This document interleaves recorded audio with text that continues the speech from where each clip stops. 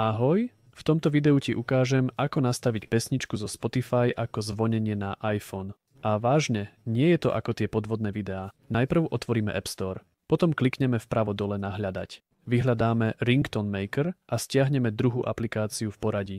Potom potrebujeme ešte jednu aplikáciu, GarageBand. Tu si tiež stiahneme. Prečo potrebujeme tieto dve aplikácie, bude jasné za chvíľu. Po stiahnutí oboch aplikácií otvor Spotify a nahraj video prehrávanej skladby. Ak podržíš prst na Wi-Fi a batérii a potiahneš dole, objaví sa menu. Vľavo dole uvidíš tlačidlo nahrávania, ktorým práve nahrávam. Klikni naň a začneš nahrávať. Ak ho nemáte, podržte prst na voľnom mieste. Kliknite dole na Pridať ovládač a vyberte nahrávanie obrazovky.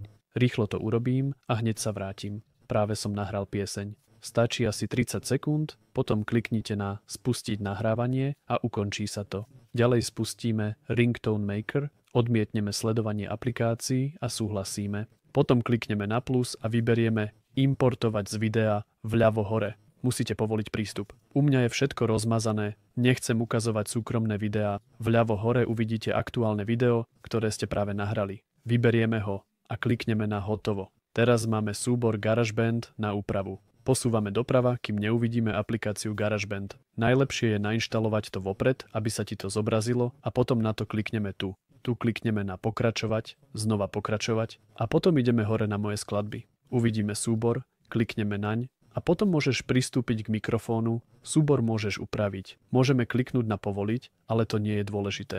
Tu môžeš ešte upraviť svoj súbor podľa svojich predstav. Keď si spokojný, klikneme na túto šípku a potom na Moje skladby. To zabezpečí, že sa to uloží. Aby sme to nastavili ako zvonenie, podržíme súbor. Teraz naň polož prst, podrž ho a hore vpravo uvidíš možnosť zdieľať. Klikneme na to a v strede uvidíme vyzváňací tón. Klikneme na to. Vyzváňací tón nesmie byť dlhší ako 30 sekúnd. Automaticky sa skráti. Klikneme na Pokračovať, dáme tomu ľubovoľný názov a potom klikneme vpravo hore na Exportovať. Tu môžete použiť zvuk priamo alebo ho upraviť v nastaveniach vyzváňacieho tónu. Najprv kliknime na Použiť zvuk ako, napríklad ako predvolený vyzváňací tón. Inak môžete prejsť do nastavení.